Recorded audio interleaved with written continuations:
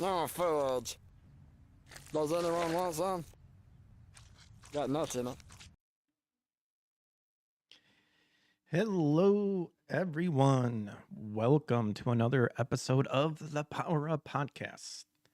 It is a show that talks about pop culture, the good, the bad, the ugly, with the goal of just keeping ourselves up to date, our mind sharp, all that fun stuff.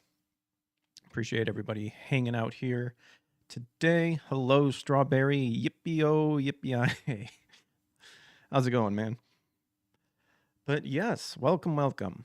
Got some articles here we'll be looking into, and it ranges of any sort of area of pop culture, video games, anime, manga, movies, whatever suits my fancy. Welcome, everybody new. If you enjoy the show, feel free to leave a like and subscribe, leave a comment below, or if you don't like it, you can also leave a dislike. That's fine too. We also do game streaming on here. We've been doing game streaming Mondays, Wednesdays, Fridays, and then Saturday and Sunday in the afternoon. We've been playing Stellar Blade, and we just started Tomb Raider, The Angel of Darkness, and then I'll be done with the remasters. So that'll be fun. And then we'll figure out what we want to play next. And then Tuesdays and Thursdays, I usually do this show. 8 p.m. Central Time. Don't miss it. Turn on notifications to get notified when we go live. For the Power Up Podcast, we're usually just on YouTube, Rumble, and X. The game streaming, we're on YouTube, Rumble, X, Kick, and Twitch. So you can catch that there. And yes, we have got a good chunk of stuff that has caught my eye, ranging from Star Wars to Microsoft, Nintendo, all that fun stuff. So let's hop on into it, shall we? Well, bam. First on the list, we've got coming from Bounding into Comics. So Kathleen Kennedy says The Last Jedi, which I've never seen and I plan on not seeing anytime soon. Director Rian Johnson never did more Star Wars because he was, quote, spooked by the online negativity. So despite being heralded by the media as the best thing to happen to Star Wars since George Lucas and being handed the reins to a trilogy all his own, now former Lucasfilm president Kathleen Kennedy says, quote, online negativity prompted The Last Jedi director Rian Johnson to cancel any and all return trips to the galaxy far, far away.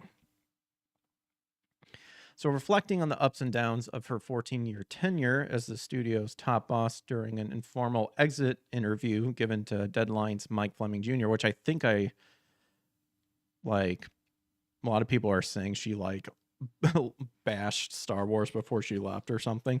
Kennedy was at one point asked for an update as to the current status of various Star Wars projects that were greenlit under her watch, but will be completed well after the dust has settled on her sudden exit. Well, thank you for the sub, Strawberry. I appreciate it. Thank you. I've got to tread a bit carefully here, she began. James Mangold and Beau Willimon wrote an incredible script, but it is definitely breaking the mold. And it's on hold. Taika Waititi has turned into a script that I think is hilarious and great. It's not just my decision, especially when I've got a foot out the door. Donald Glover has turned in a script for his Lando Calrissian solo film. And as you have read, Steve Soderbergh and Adam Driver turned in a script written by Scott Burns, The Hunt for Ben Solo. It was just great. Anything's a possibility if somebody's willing to take the risk. I think a lot of people... I love how it's painted like, oh my goodness, these scripts, they're so risky. It'll be, who knows what would happen. And it's I think a lot of people would definitely jump to do a Star Wars film. The problem is that a lot of them has been sucking. That's the problem. Patty Quinn over on Rumble with the dancing Mario and Luigi. I wish the emotes were a lot bigger over on Rumble. Well, in fact, I wish the canvas was updated in general, because it's pretty much like StreamYards And if they would make that even better, it'd be like one of the best things out there to utilize. But they keep changing their priority left and right. Anyway, but yeah, I like how they're how she's like painting it like, oh my goodness, all these scripts. It's just a challenge, you know, just because it may not succeed. It's like, well, if the story is written well and you actually care about the fandom, like I'm pretty sure it'd do well. Because we've seen a lot of people have complained about where it's gone and how Star Wars is essentially dead. So, can you do any worse? Maybe. Everything I just reeled off to you is taking a bit of a chance because none of those filmmakers are just walking in trying to do same old, same old. I'm excited by that, but the studio's nervous about that, and that's kind of where it sits at the moment.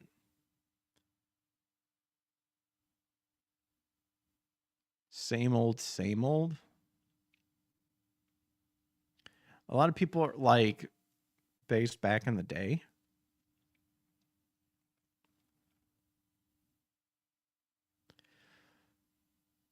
Turning specifically to Johnson, the Amblin Entertainment co-founder explained, once he made the Netflix deal and went off to start doing the Knives Out films that has occupied a huge moment of his time, that's the other thing that happens here. After Sean Levy and I started talking about Star Wars Stranger Things kicks in, and he was completely consumed for a while by that.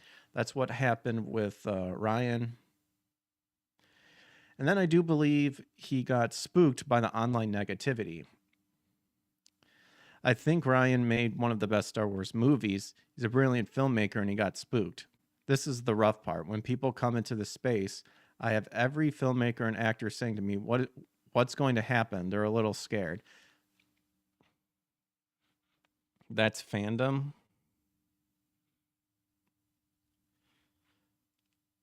Not sure what you mean by that, Strawberry.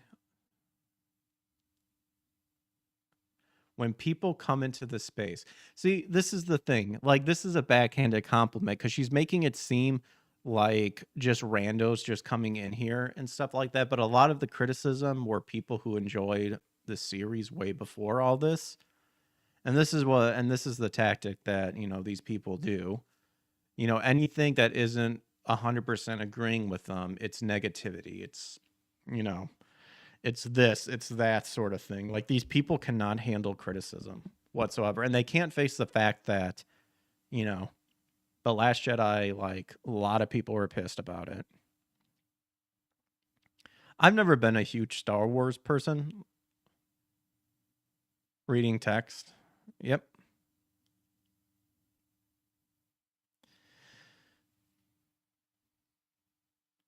Further press as to what, if anything, she had to, quote, say to ease the apprehension of these newcomers to the Star Wars universe, Kennedy pointedly declared, uh-oh, I feel a sneeze a coming on.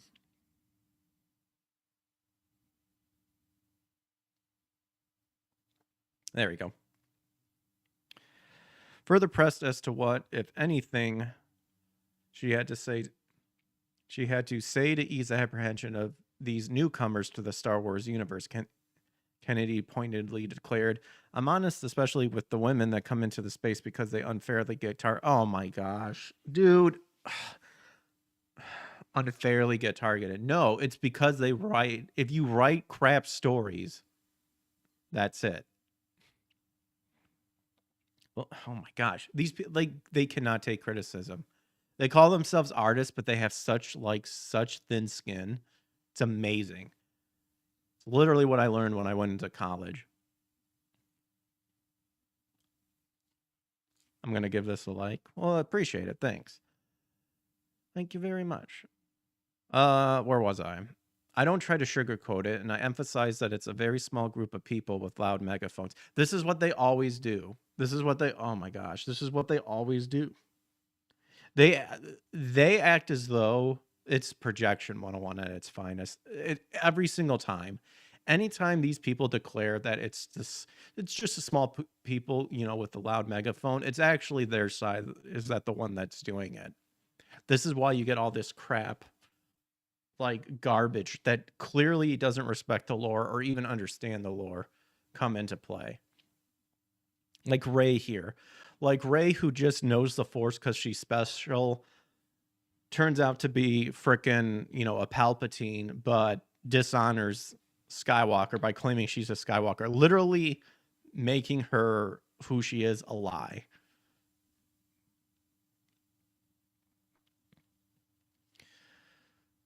Let's see. What is it? The Force Awakens. I can't even remember. Like, is it The Last Jedi that I'm thinking about, or the Fall of the Jedi? I always forget. See, this is how unimpressionable these movies are to me. Like, I could tell you, like, the OGs. New Hope, Empire Strikes Back, Return of the Jedi, Phantom Menace, Clone Wars, Revenge of the Sith.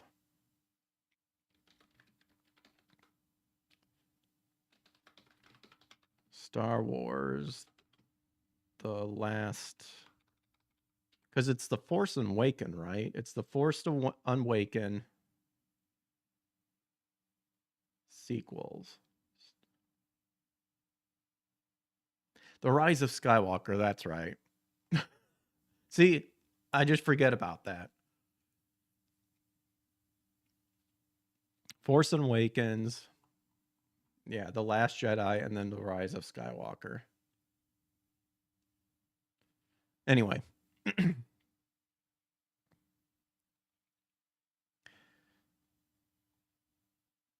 I truly do not believe that it's the majority of the fans. Well, that you're just delusional then. And I think we're also in this weird world of where bots can affect. Oh my gosh.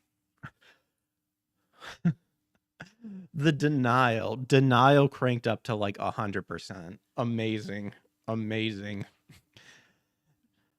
You have to develop a tough skin. Dude. Oh my gosh. You have to develop a tough skin. A tough skin, you declare anything that doesn't 100% agree with you negative. Oh my gosh. That is exactly right. That's what you have to do. You can't make it go away. All we can do is put our heads down and do the work and believe that we're going to do the best we can, tell the best story we can. And if somebody gets really nervous about it and doesn't want to do it, I say then don't do it, because I can't tell you this won't happen. Except we've apparently seen your so-called best, and it's garbage, and it doesn't sell. Notably, Kennedy knowledge of Johnson's declining to return echoes the director's own words, who himself attributed his disinterest in Star Wars to fans considering him as a persona non grata among the franchise. Before I made the Star Wars movie, when I was very, very active on Twitter, someone said anything mean to me, I felt like I had to fix that. I felt like I had to fix that, the director explained to Hollywood Reporter in November of 2025. Having grown up as a Star Wars fan, I think the love and the hate are two sides of the same coin, and it's all passion for what the thing is. That doesn't mean it's easy to deal with when it's coming to you in a personal way. See, the thing here, though, is that a lot of people have pointed out, like, what is it, the Star Wars books? Like, they really had all of this lore that has already been written from the past that you easily could have just utilized to adapt it into a movie. But this came about a time, where everything needed to be progressive. Everything, needs to be made fair in terms of all that stuff. And then they go, why isn't this selling? Like, why is the viewership like going down? And then they start moving the goalpost of, well, it's because of this, it's because of this, because of this. And then when it ultimately fails, it's like, oh, people are scared because of the negativity and stuff. It's like, and then she has the gall in the same breath to say they need to develop thick skin. No, closing your ears and just going la la la la isn't developing thick skin. It's listening to the people who said, why are you doing this and stuff? And maybe self-reflecting on the fact of, yeah, maybe I should have not done it this way. Maybe I should have respected the lore more. That's what needs to take place. So that one caught my eye. That came from the site Bounding into Comics, so people can check that out. All right. Hopping over to Video Game Chronicles here. So Razer CEO claims players are in favor of AI tools in game development. I think we all want that. I want to know what you guys think about this. Because I definitely see AI as a tool, but it's a matter of how you use it, you know? So, in an interview with The Verge, Min Liang Tan was asked about the company's announcement that it will invest $600 million into AI over the next few years and reports that it plans to hire 150 AI engineers. The interviewer put it to Tan that players are, quote, in open revolt against AI coming into their games and suggested that Razer claims that AI is the future of gaming may be disconnected from what the gaming public is actually saying. Tan replied that there was a difference between AI generated content and AI powered tools. I do agree with that. And claimed while players are against the former, they are overwhelmingly in favor of the latter. I would say that the question is, what are we unhappy with? Tan replied. When I say we, I mean us as gamers. I'm always hesitant whenever I hear like a CEO or a president of a company talking about like us as gamers, because a lot of times they're not. Like, it's just a farce. A lot of times they're just people that have like a business background and stuff like that are only there because of how much money they can make. They're not actual gamers. So I always take that with a grain of salt. I think we're unhappy with generative AI slop, right? Just to put it out there, and that's something I'm unhappy with. Like any gamer, when I play a game, I want to be engaged, I want to be immersed, I want to be able to be competitive. I don't want to be served character models with extra fingers and stuff like that. Okay.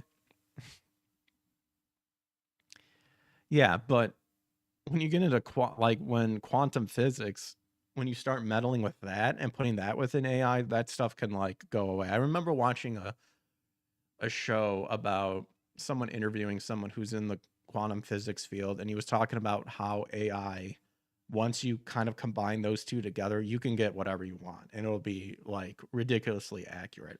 It's going to take some time, obviously. I forget where I saw that though. It's pretty crazy.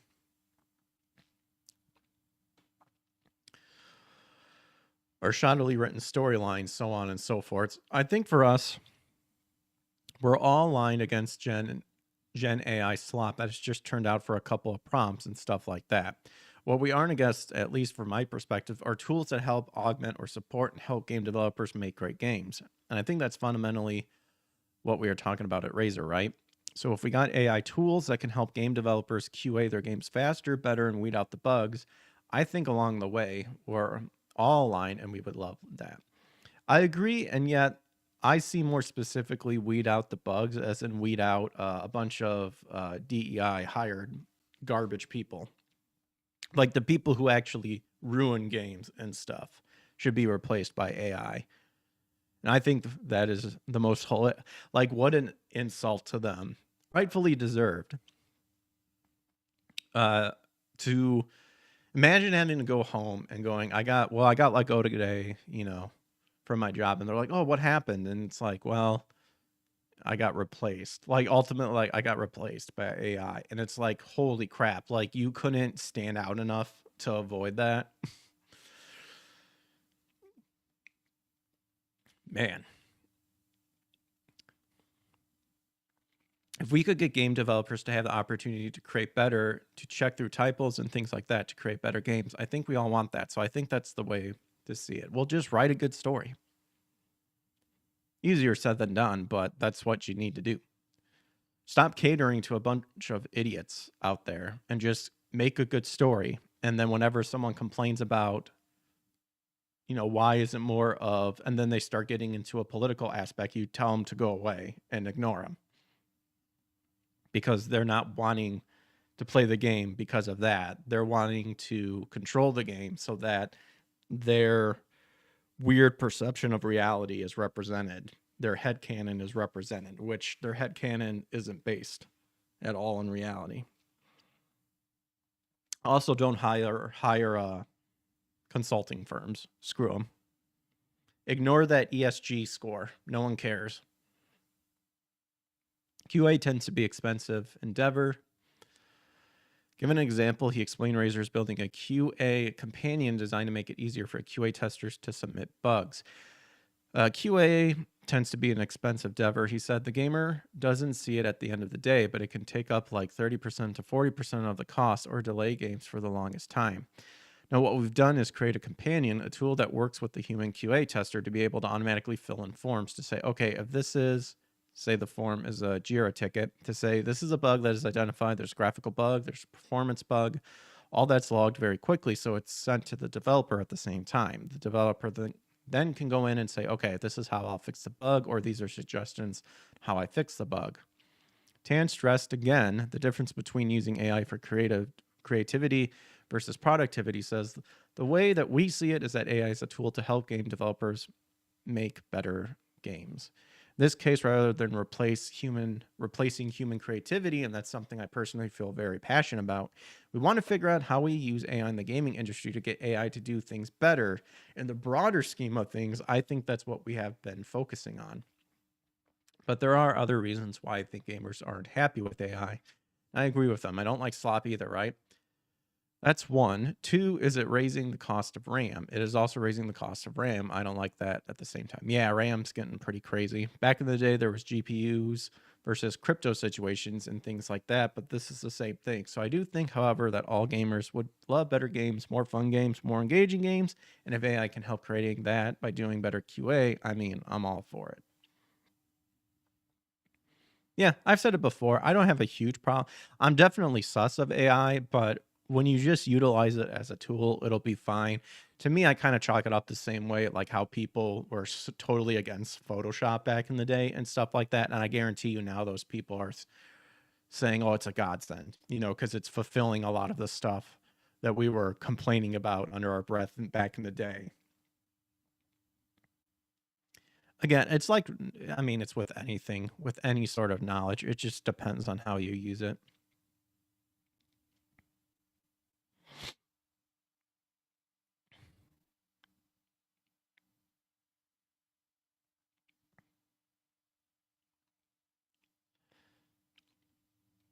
So I did see this involving, I think Netflix just dropped a big deal or something. They like made another bid or something. I thought this was it, but I think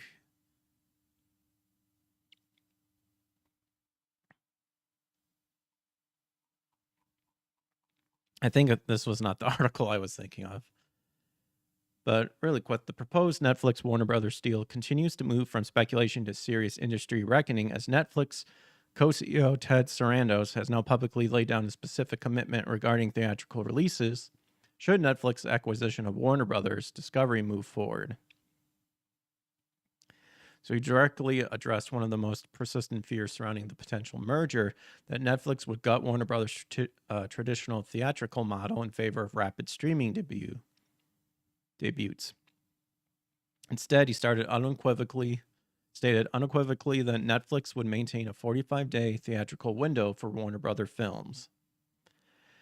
We will run that business largely like it is today, with 45-day windows, he said. This marks the first time Sarandos has attached a concrete number to Netflix's theatrical intentions in the context of the Warner Brothers acquisition. And it represents a notable shift from Netflix's early reputation as a company openly hostile to theaters.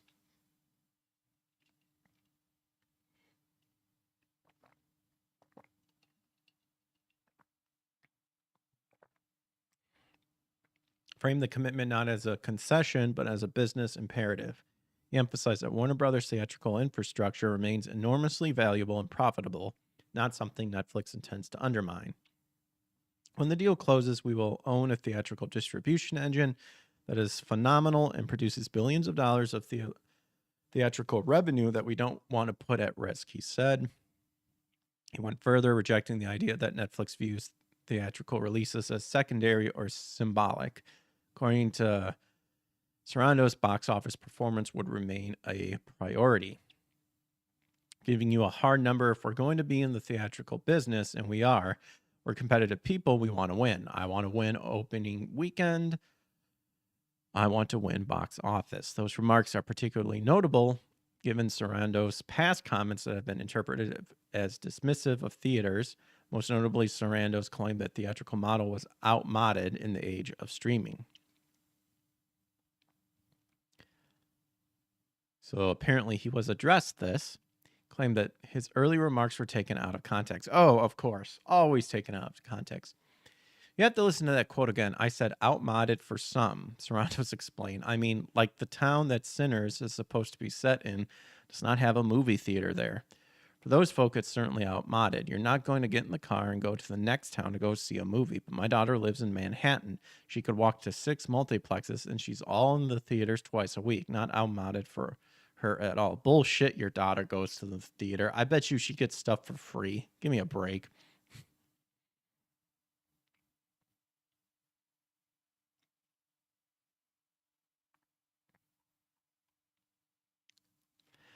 So he acknowledged that Netflix's historical absence from the theatrical business was not rooted in ideology, but in timing and market dominance. It's a healthy, profitable business for them, he said. We weren't in that business not because we hated it. We weren't in that business because our business was doing so well. Its framing position Netflix less as a distributor intended on dismantling legacy systems and more as a buyer seeking to preserve a proven revenue again. So I'm getting a lot of backtracking from this guy.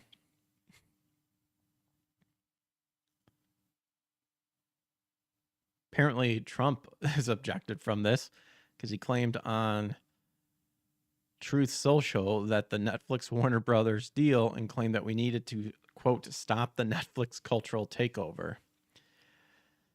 Sarando said he was surprised by the public intervention and downplayed its significance. I don't know why he would have done that, Sarando said. No conversation we ever had was about any of the things that were in the article that he posted. I don't want to overread it either. So while he avoided escalating the dispute, the president's comment illustrates the political dimension now surrounding the transaction, particularly given concern about domestic production jobs and consolidation within the media industry.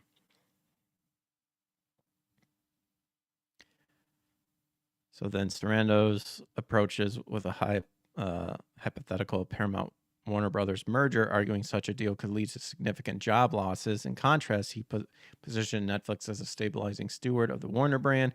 We're going to be the buyer who keeps Warner Brothers running, releasing movies in theaters the way they always have. But the deal remains uncertain, and it just remains an open question. What is clear is that Netflix is now publicly committed to a version of Warner Bros. That looks far more traditional than many critics expected. But it's all sus. All sus indeed. Interesting.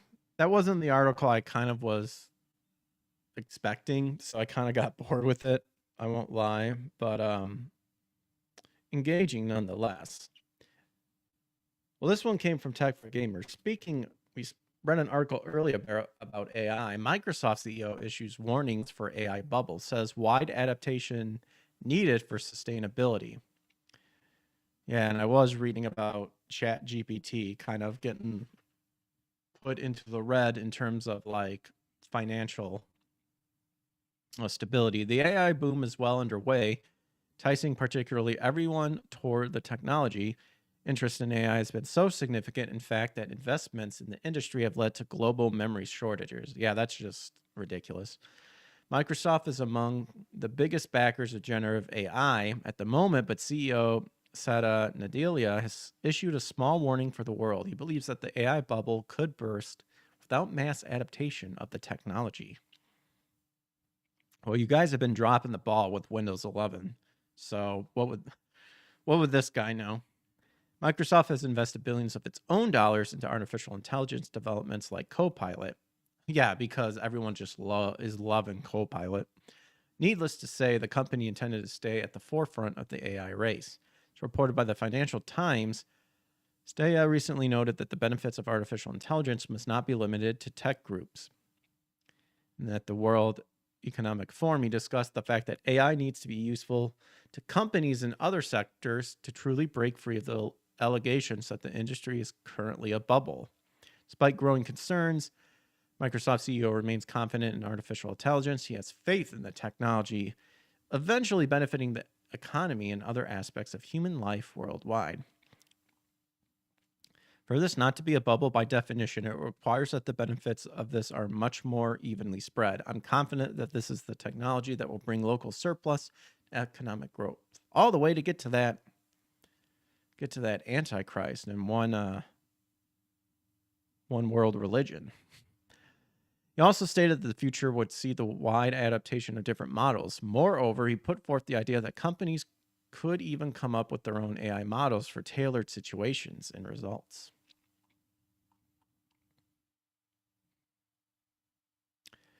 Yeah, again, it's just a matter of how it's being used for sure.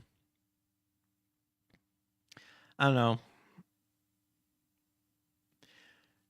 With the RAM issue, I can definitely kind of get a little worried about that. I looked up like some RAM prices and holy crap, they are high, but it's more of like the newest RAM.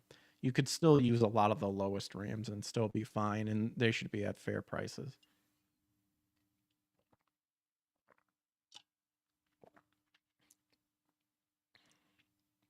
So I found one article talking about Nintendo's Switch 2 could increase a price hike. This is saying over at Video Game Chronicle that it's that Nintendo's Japan dominance continues as Switch 2 fuels 40% market growth in 2025. So Switch 2 sold 3.78 million units in 2025, making it Japan's fastest selling console ever and accounting for more than half of all home consoles sold that year, according to annual sales data published by Famitsu. For the 21st consecutive year, Nintendo games dominated the best-selling physical games chart, with Switch and Switch 2 games taking 9 of the top 10 places and likely 18 of the top 20. Mario Kart World sold huge, making the annual best-selling console game in Japan since Pokemon Scarlet and Violet and Splatoon 3, which were released in 2022. Mario Party Jamboree was last year's best-selling game in Japan. So this is all in Japan. As a result, Japan's domestic games market is estimated to have grown from 301.32 billion yen in 24 to 418.13 in 25. Majority of this growth comes from hardware sales, which rose from 189.4 billion to 282.6 billion. And then best-selling console hardware last year was the Switch 2, followed by the Switch, PlayStation 5, XS, and PlayStation 4. That means Nintendo has had the best-selling game hardware in Japan in all but 1 year, when PSP was the leading platform for the past 2 decades, across Nintendo DS, 3DS, Switch, and now Nintendo Switch 2.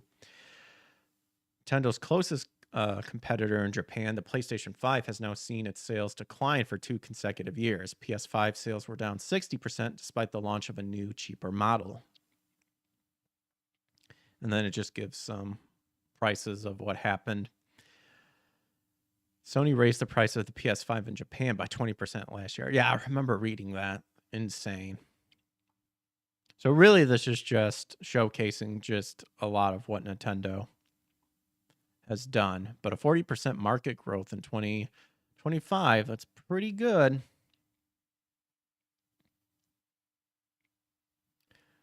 This also caught my eye. Former Assassin's Creed boss sues Ubisoft for more than $1.3 million, alleging constructive dismissal.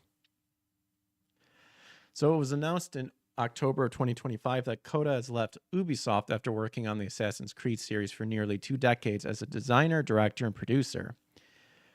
2022 is put in charge of leading Ubisoft's global team on the Assassin's Creed franchise, tasking with shaping the long-term strategy of the series.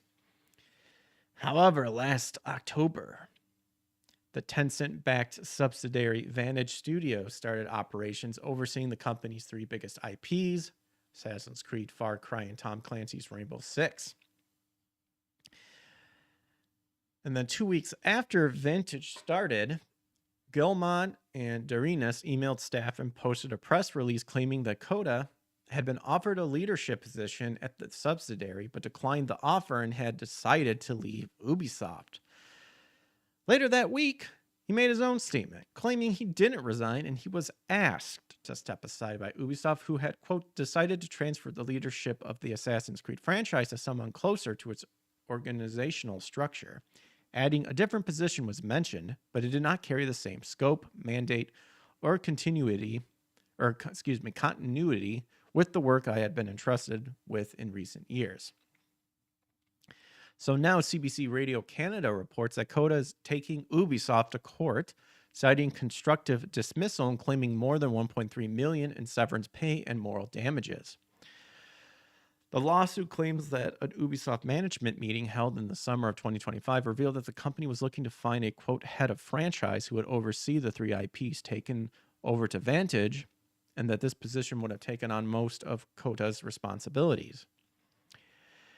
He says he was instead offered the role of head of production, which would have reported to the head of franchise and would have caused him to lose the prestige of overseeing the series, as well as his ability to lead dialogue with partners like Netflix. And then according to him, Ubisoft then decided in September to offer him a leadership position at a potential creative house, which would oversee Ubisoft's second-tier series. Given that he saw himself as the guardian of the Assassin's Creed series, he claims that these proposals were essentially demotions. Taking 2 weeks off to reflect because he was disoriented, confused, and affected by the anxiety-induced situation, Cody says he was told by Ubisoft at the end of this period that he had to make his final decision on whether to accept the proposed new position. He decided that it was an unacceptable demotion and a disguised dismissal, so formally demanded Ubisoft pay him severance pay. Claims that Ubisoft told him not to show up for work on October 13th and continued his period off until it responded to his formal notice. The next day, Ubisoft officially announced that Code has left his position. Lawsuit claims that because Ubisoft's statement suggested a voluntary departure, the company was trying to avoid paying him severance to keep his non-compete clause active, which presumably remains in effect when someone voluntarily leaves a company, but not if they're laid off. So Code is claiming 2 years' salary and severance pay, as well as $75,000 in moral damage for what he says are an abuse of power and harm to his reputation, for a total of more than $1.3 million. He also asked the court to lift the non-compete clause. And then VGC contacted Ubisoft for comment, and they replied, "We don't comment on legal matters." There you go.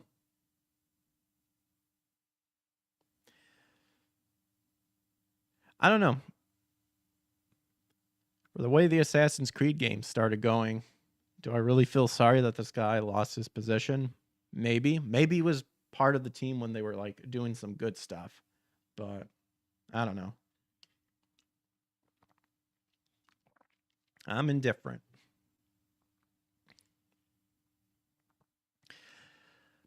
So Kathleen Kennedy, another article involving her, has signaled that the Indiana Jones is effectively dead at Lucasfilms, and the future project canned after Dial of Destiny flopped. Well, maybe this was kind of the reason why.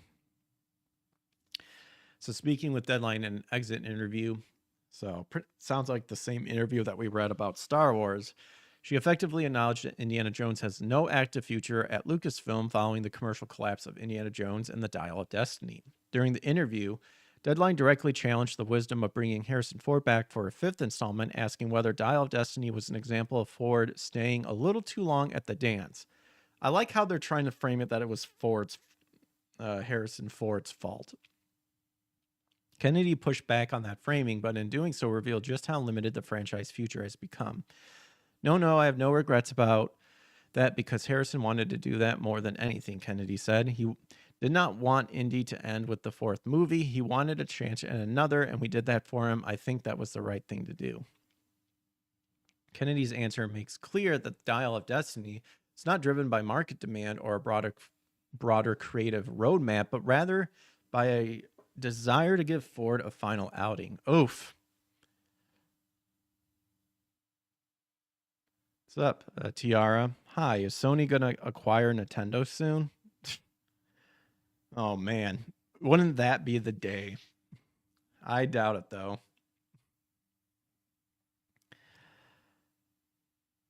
But, man, that was his desire to go for a final outing, and that was the movie. Maybe bring up one more movie and try to make it like worthy of a Harrison Ford finale.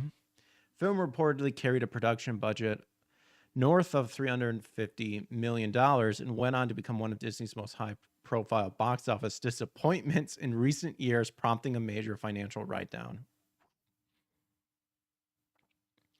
Sony can save Nintendo's IP. I mean, Nintendo's honestly has been crushing it, so I'm not sure which IPs you're referring to that can save.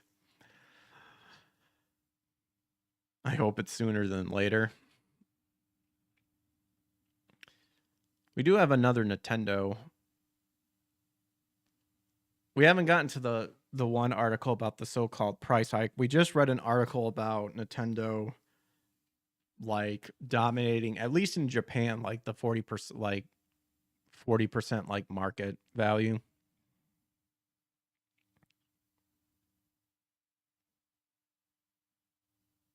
I mean, Nintendo games look so bad with PlayStation tech. Nintendo's IPs will be epic. I get what you mean by that, but yeah, but a lot of like if it's a Nintendo game, they like really crush it.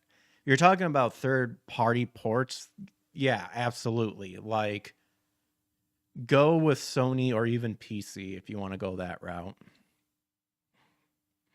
Nobody is interested in Indiana Jones. More revealing than Kennedy's defense of the film, however, was her blunt assessment of where the franchise stands now. I don't think Indy will ever be done, Kennedy said, but I don't think anybody's interested right now in exploring it. If anything, people should explore it, such as, wow, Dial of Destiny did so much crap that we need to do something and actually we actually need to tip our hat to Harrison Ford and Indiana Jones and let him ride out in a blaze of glory. That single sentence represents a stark admission. In Hollywood terms, a franchise with, quote, nobody interested internally is a franchise with no development slate, no momentum, and no priority. While Kennedy added the familiar corporate reassurance that Indiana Jones is timeless and will never be done, she offered no indication of any active projects, pitches, or plans. But Sony is making a live-action Zelda movie, so maybe it's the first step towards acquiring Nintendo. That would be the biggest twist ever of somehow Sony acquiring Nintendo. That would be insane. Because a lot of people think Nintendo won the console wars. But yeah, I don't know.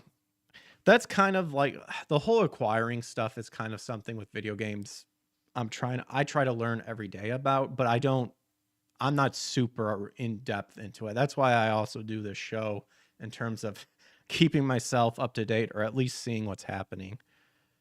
But I will admit, sometimes it's hard for me to like zone in on this sort of stuff, you know? Nintendo is kind of crumbling nowadays. Very well could be. Also, doesn't look well that Phoebe Waller-Bridge is kind of in charge of the Tomb Raider Netflix. Deadline following up by asking whether that meant another film featuring the whip and the fedora was still on the table. Kennedy responded again, leaned heavily on legacy control rather than future vision. You never know, she said, but we are still here, Stephen and Frank and I and Harrison and George, so we get to say whether there's going to be any more or not. Rather than teasing a continuation, Kennedy framed the franchise as something effectively locked behind a small group of aging legacy figures, a reality that does little to suggest forward-looking development. Wait, a canceled animated series? That assessment aligns with recent reporting indicating that multiple Indiana Jones projects have already been quietly shelved, most notably an animated Indiana Jones series that had been in development at Lucasfilm under the codename Reggie was reportedly canceled without ever being publicly announced. The project was said to be far enough along to have creative leadership attached before being abandoned in the wake of Dial of Destiny's failure and Lucasfilm's broader internal shakeups. Maybe they also saw that the Tomb Raider animated series did not do so well either. Sad seeing Nintendo keep flopping. I guess I'm curious about, like, what do you mean by, like, what specifically flopped with Nintendo because the Switch 2 is kind of kicking. Indiana Jones has struggled for decades to find a sustainable future beyond Harrison Ford. The Young Indiana Jones Chronicles ended in early 1990. That starred Sean Patrick Flannery, who I like. He's from the Boondock Saints, which is one of my favorite movies of all time. And no successful television and animated continuation has ever materialized since. Attempting to keep the brand alive through games and nostalgia-driven revivals have not translated into a viable long-term strategy. So after the fallout of Dial of Destiny, fellow director James Mangold into his other high-profile works with Lucasfilms,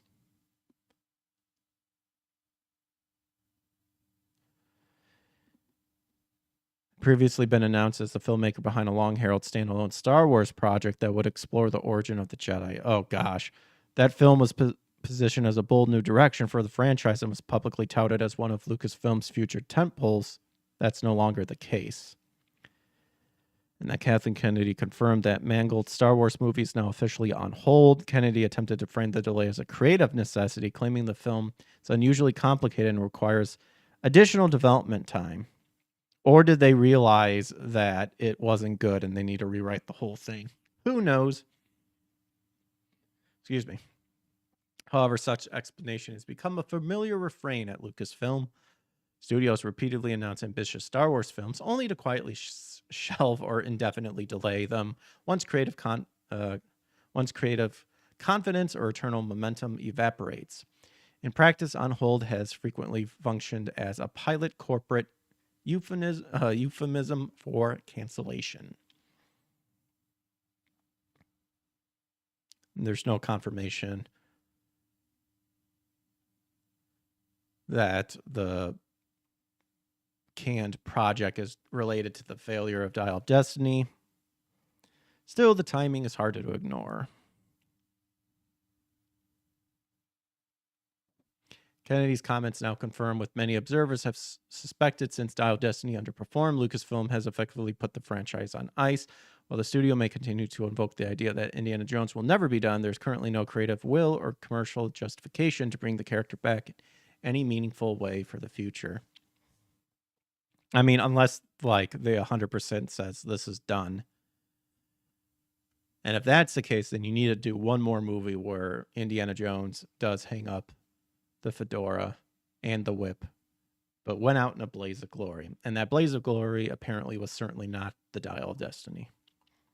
I liked Indiana Jones, but I never, like, after the Crystal Skull, I didn't really keep up with anything else. Expedition 33 overtakes Elden Ring for the most Game of the Year award wins ever for Tech for Gamer, which is awesome. I do need to pick up this game as well.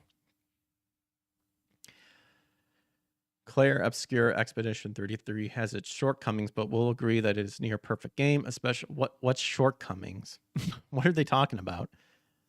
Especially considering its scale and the small team of developers, the game has now made history, cementing its place among the greatest. It's finally overtaken Elden Ring for the most Games of the Year awards in history. Elden Ring sits at 435, while Sandfall's RPG is now 436. Ooh, just one more.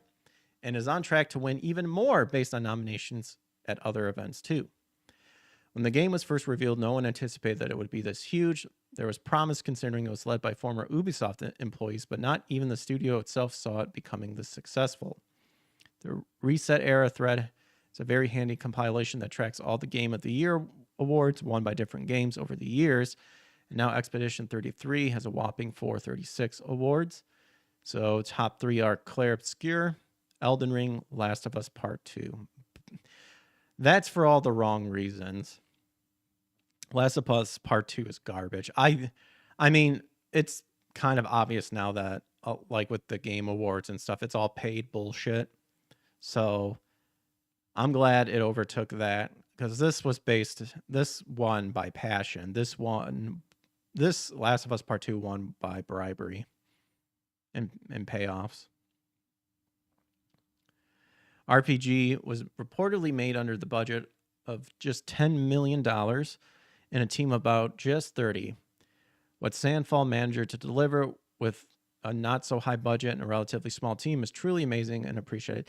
This, I do like tech for gamers. You can kind of tell like their ideology, kind of what they say it on. But I love this idea that they're like, we never saw this coming. It's like, are you kidding me? Indie games have been like whooping the AAA games, and it's always like, it's truly amazing. And it's like, not really. I'm glad like it deserved it. Just from what I've seen, it definitely deserves it. The game has had controversies, especially because of its initial use undisclosed. Now, that was something to try to stop it from succeeding. That's not a controversy. That was a purpose way of trying to destroy it. But Sandfall later cleared the air. Nonetheless, Expedition 33 will now be remembered for years to come and has put Sandfall on the gaming map.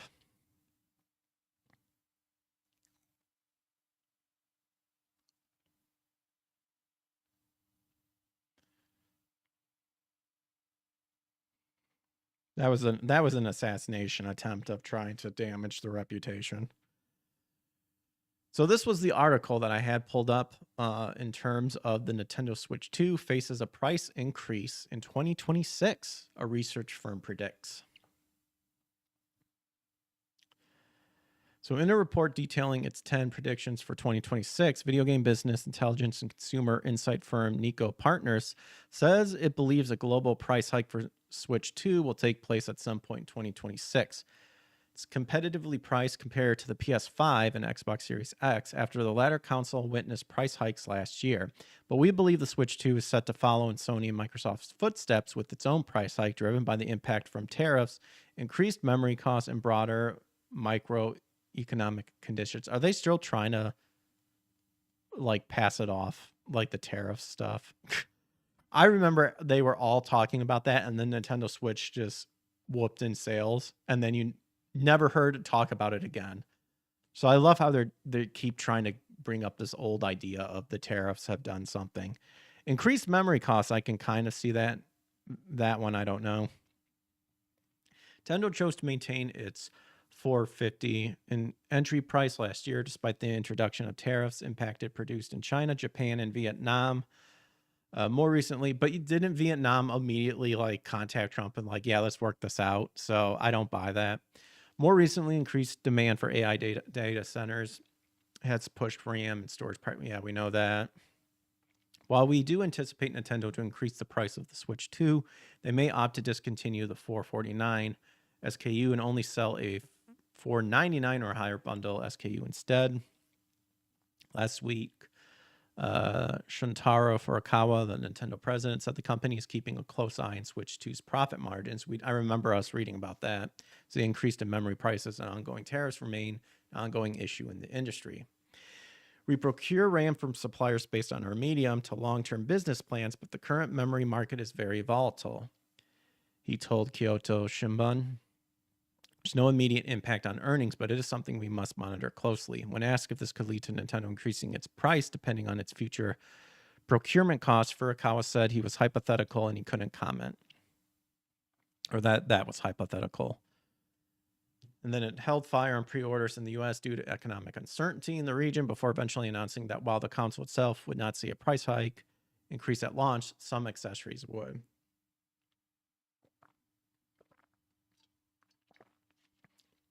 And then we're kind of just getting a recap of what happened. They increased the accessories, and then they increased the price of the original Switch.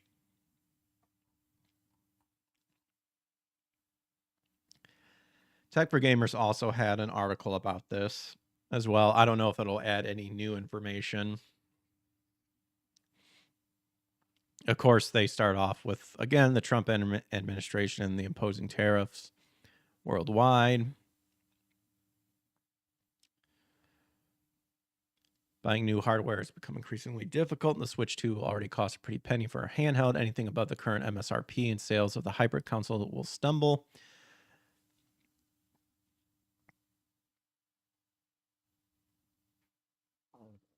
Film is encouraging the firm, the Nico Partners that we just read, encouraging gamers to buy Switch 2 now because the global price hike will soon take effect. Again, with what we just read. Nintendo stockpile supplies for long-term manufacturing and high production level help it keep costs reasonable. However, memory prices, yeah, we know that. Company may even stop selling the base console by itself and start selling bundles instead to push average prices up without sparking backlash. This means the Switch 2 will start at $500 or more. Gaming giants in a difficult situation. It hasn't even been a year since the handheld launch, and sales have faltered recently. So there you go.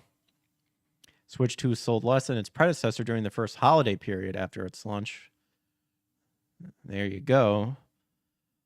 Not just Nintendo, but all major manufacturers catering to consumers are in a tough spot right now. Valve is entering the home console market for the second time, and high memory costs will determine the Steam machine's success.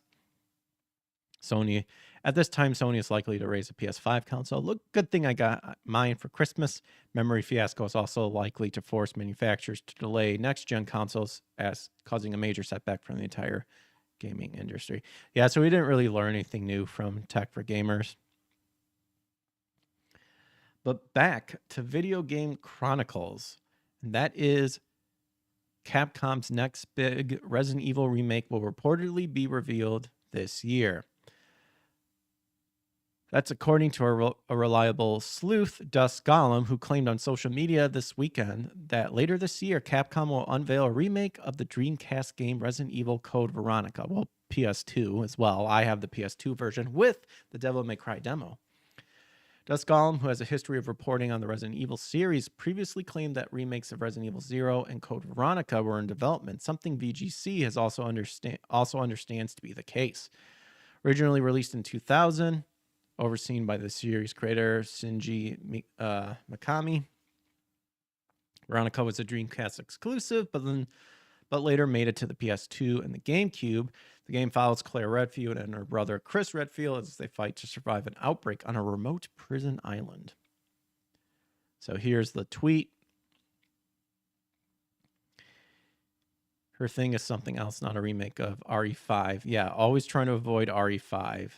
Over the last decade, Capcom has remade 2, 3, and 4, which were warmly received by critics and fans and have racked up millions in sales, so it's perhaps not surprising that the company has more in the pipeline. The next mainline Resident Evil Requiem is planned to release in February.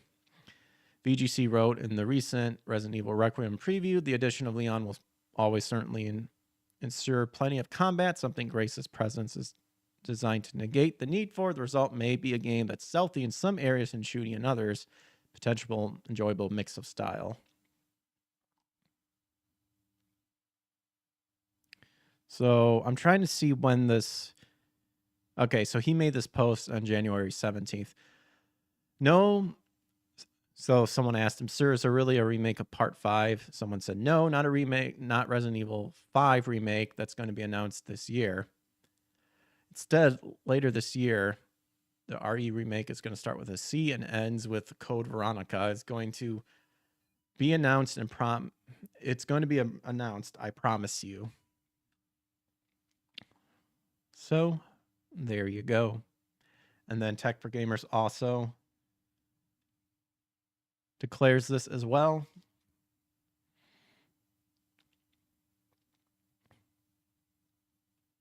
So it's kind of the same thing. Let's see if there's anything new. Dust Golem has a decent track record with Resident Evil leaks. Previously successfully leaked various info regarding the upcoming Requiem. He leaked that Leon and Grace will be playable characters in the game.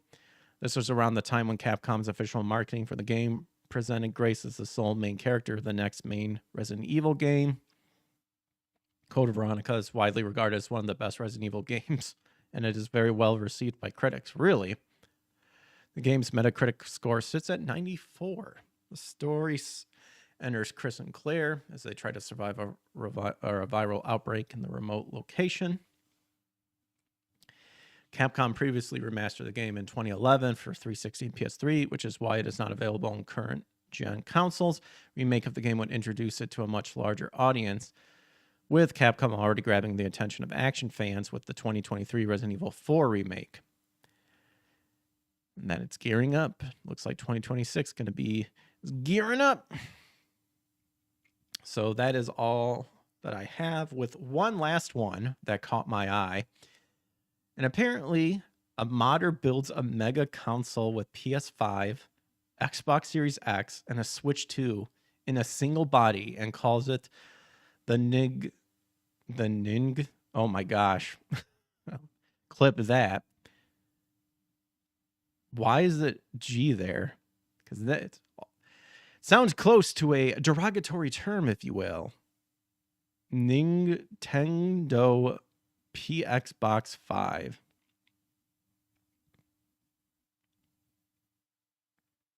My gosh.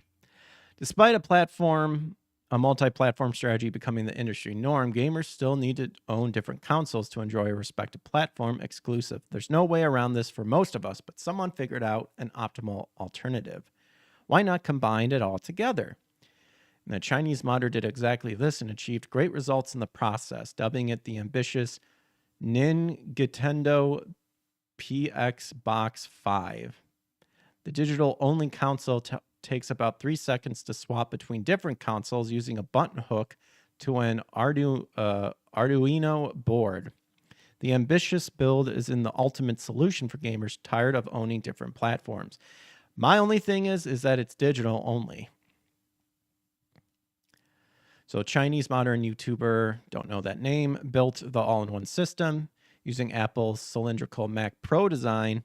She adapted it into a triangular layout, which each side being dedicated to one console. The motherboard was stripped and mounted on one side each. She rebuilt the original Switch 2 dock into a custom 3D printed enclosure. It allowed the console to fit neatly on one side of the triangular body with a spring-loaded USB-C connector to let it dock and undock anytime. The white body uses color-coded LED strips that change color depending on which console is being used. Additionally, the liquid metal on the PS5 COC was replaced with a standard thermal paste. It was tested at about 60 degrees Fahrenheit. It also uses a single 250-watt GaN PSU that powers all 3 consoles. It works optimally as long as one console runs at a time, with 225 wattage being the max recorded draw. So it can only play a single game at any given moment. Cooling is also ingenious. The build features proper ventilation and a single heatsink that cools all 3 consoles. She used the lost wax casting since CNC machining would have been quite expensive. 2 cooler plates were used to spread heat evenly, with the Switch 2 side not needing one. Fans were used to push air from bottom to top effectively. The games also ran fine during testing, with Ghost of Yote running as you would expect as a production-ready PS5. And the video, you can watch it all there. I might watch it, but that's pretty cool. I always enjoy a all-in-one sort of thing. Despite it being digital, it's pretty good that it uses OG hardware. Something different like the Retron 5, which was all emulation. But that is all I have for you guys today. Make sure to leave a like and subscribe. Turn on notifications to get notified when we go live. And with that being said, let's do some rating. Lady Desiree is live on Rumble, so we'll raid her. Or no, it just ended. So never mind. We'll raid World of Gaming, who's playing Super Mario Galaxy. And then over on the YouTubes, we will raid